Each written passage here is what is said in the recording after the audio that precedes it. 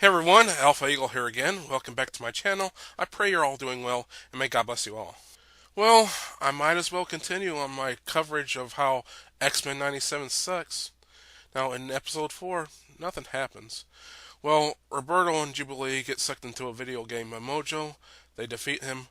Morph acts gay again. Storm yells at a Forge because she's still pissed about losing her powers. The end.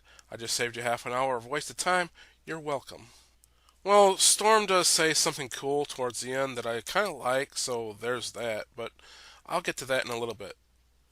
The intro to these episodes are a little different from the original series, and they'll reference the original series or things that are going to happen in this episode, and I'll admit that's kind of cool. The thing that I was surprised to see is that they referenced the episode Cold Comfort from the original series. The reason why I say I was surprised by this is in that episode, Iceman was portrayed as straight, and I'm surprised that they would allow that in this very gay show. But, who knows? If they show Iceman at all in this series, they'll probably say that he was bi or that he was just in the closet at the time. Regardless, it was good to see a straight Iceman for once. The other reason why I was surprised by this is that they also showed that the X-Men met Forge in the present and not the future.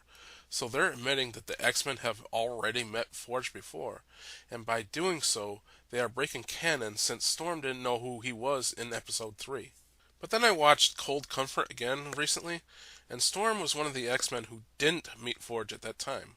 Only Professor X, Cyclops, Beast, Wolverine, and Jubilee met Forge. So I'm not too proud to admit that I was wrong.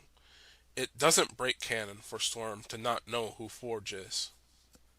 But, however, they already broke canon by sending Bishop into the future to get Forge's help when they could have just asked for his help here in the present. Also, they actually don't even need his help since they already have the cure to the techno-organic virus when they infected Wolverine to get the antibodies from his blood. So, regardless, this show is already a big mess. So this episode has an A story and a B story, and I assume this is kind of an homage to Season 2 of the original show, in which they had a main story and a secondary story in which Professor X and Magneto had their little adventure in the Savage Land.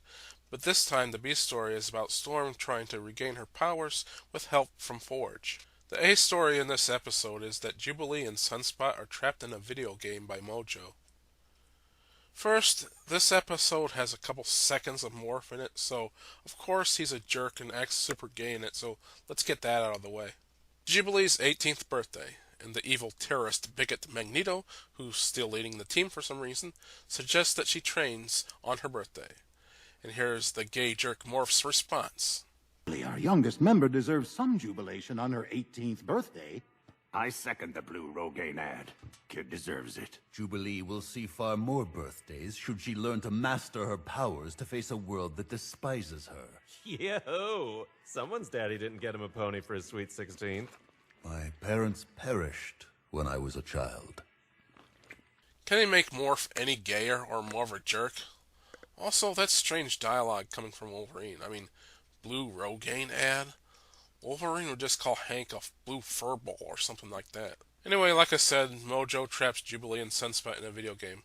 Jubilee is good at video games, I guess, so of course she leads Sunspot around like a little puppy, completely emasculating Sunspot. Sunspot is way more powerful than Jubilee, but for some reason, he doesn't like to show his powers, so he's pretty much useless in this episode. Then again, he's a man, and they can't have men outshining women in these woke shows. Speaking of woke, I noticed that they got rid of all the white people pretty quickly in this episode. All that's left is Jubilee, who's Chinese, Sunspot, who's a biracial Brazilian, Forge, who's an American Indian, and Storm, who's black. They can't have any whiteys in this episode. Also, the focus is on the women, Jubilee and Storm.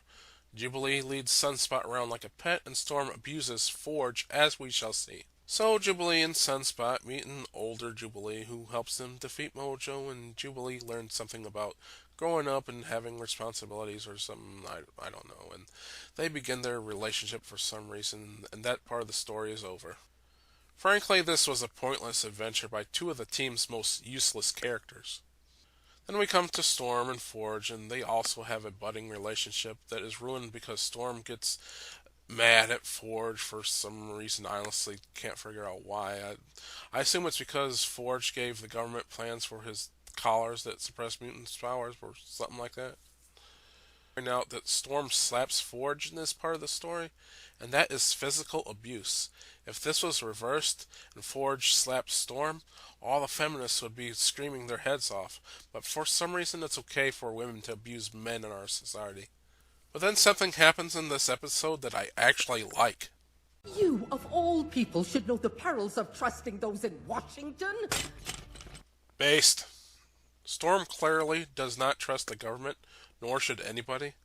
Regardless of which side is in charge, Republican or Democrat, the government is almost always up to no good.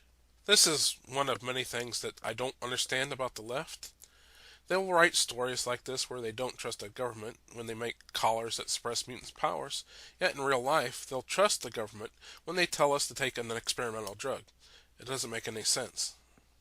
But that one brief based moment doesn't make up for all the wokeness, like sidelining all the white people, emasculating the men, and of course, pushing gender ideology on the children. So this episode, like all the episodes so far, get a big thumbs down from me. Well, that's about it for this video. I'm Alpha Eagle. God bless you for watching. God bless America. I pray that entertainment gets more based and a lot less woke.